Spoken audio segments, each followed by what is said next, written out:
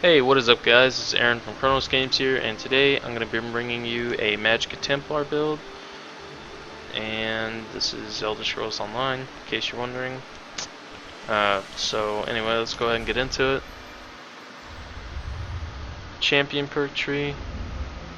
I put 21 into reducing the cost of Magicka spells, because the next level increases it by 0.1%, which is stupid, so I just left it at 6.3%.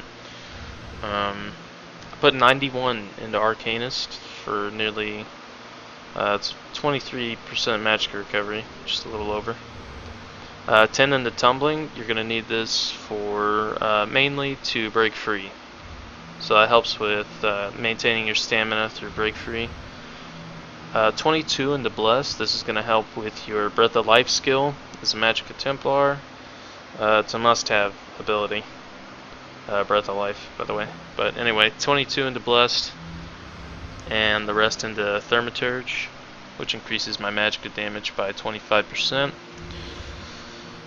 28 into Resistant, because a lot of Nightblades the cloak can really hit you from stealth hard, so a lot of Nightblades run a high crit setup, so I went ahead and put reduced damage from that by 10.3%. 72 into Hardy, reduces the magic damage dealt to you by 20%. This is important because Magicka Sorks can hit really hard with the insta-frag. I mean, if they cast what is it, Inevitable Detonation, Curse, and then Entropy and frag you, you're done. You're done when all that goes off. There's no way you're gonna survive that. Anyway, so 20% reduction damage to magic, disease, and poison. I don't have any into Elemental Defender because I'm a Dark Elf. I am a Vampire, so I don't have any into this because I'm, like I said, a Dark Elf, which it has built-in. I want to say built-in, but it just has already flame resistance by 2,000. I mean, it's not great, but it makes it's probably like 15 to 20 champion points basically into that, just being the Dark Elf. So anyway, there's no points into that, and then the rest of the points I put into quick recovery, but I wouldn't recommend it.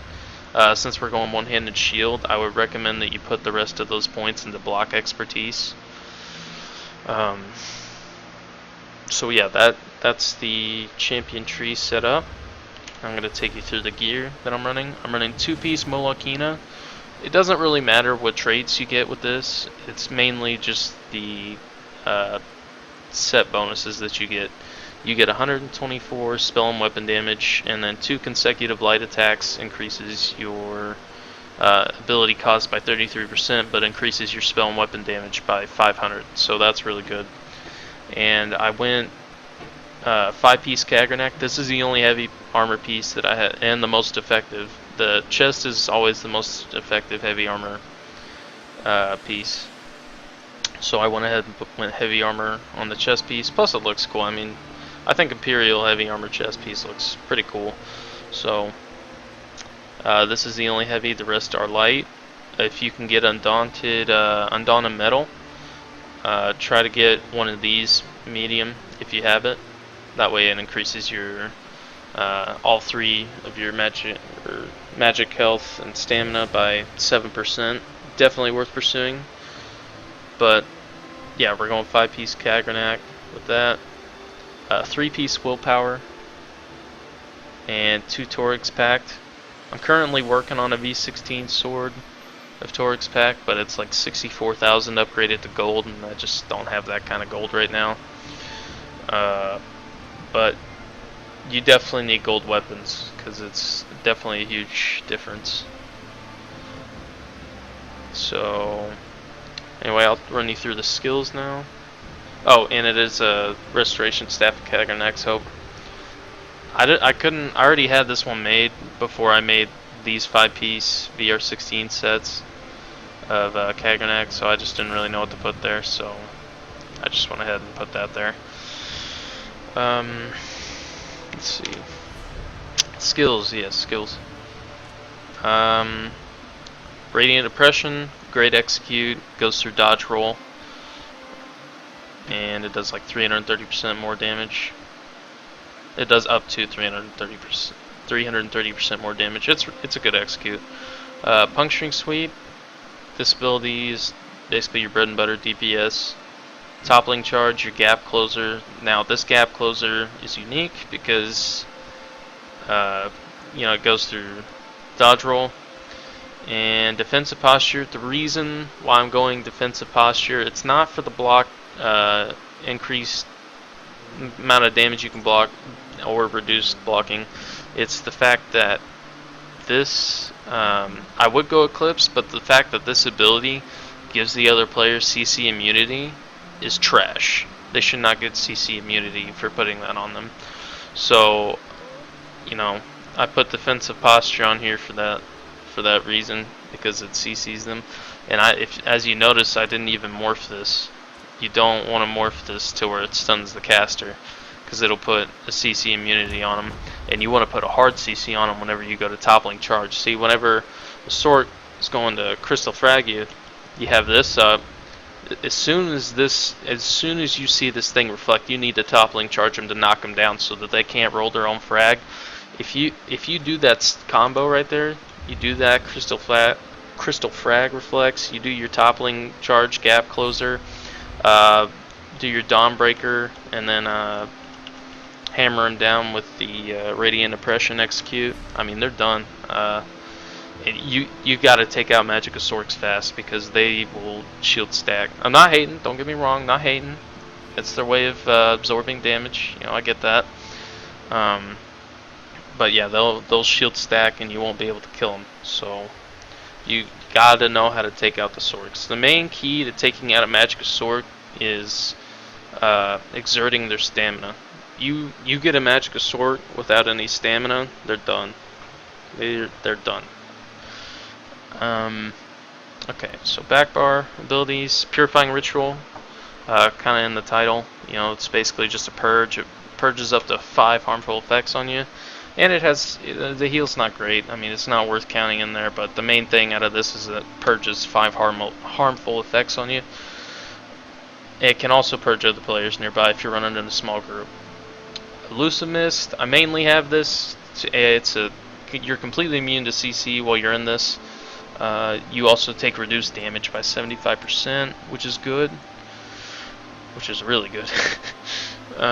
Which I kind of don't get how you don't take no damage at all, because of Battle Spirit, reduced damage taken by 50%, and then reduced damage taken by 75%, so you have like 125% damage reduction. Like, okay, so why okay, whatever. anyway, Elusive Mist, it's a vampire ability, just in case you don't know.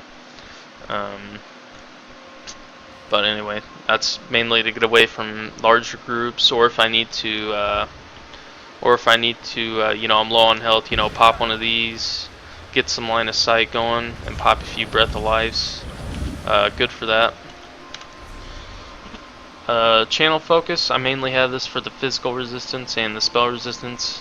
Again, this can be used when line of sighting. I like this ability really well, I should say, because you see how to the right, Major Ward and Major Resolve, see how it's going down. I'm light of sighting and everything. I just go back into this and it gives me it all over again. Don't get me wrong, the Channel Focus doesn't last very long, as you can see, about to wear out. But yeah, anyway, it's good for line of sighting and going back to it if you need to. Structured Entropy, I would recommend the other morph where you can get the health back off damage you do to the other player, because you're not going to have this on your front bar. So I mean, there's no reason having that morph of it. But basically, the main thing out of this is that it gives you major sorcery whenever you use it. So whenever you initiate combat, you want to use your Structured Entropy, and then you want to go to consecutive light attacks to proc Magicka, which in the end it's going to give you like an extra 1,000 spell damage. It's going to be nuts. And just toppling charge, puncturing sweep, do all that shiz. And so yeah, there's that. Rapid maneuver, you can put anything you want to here, honestly. You could put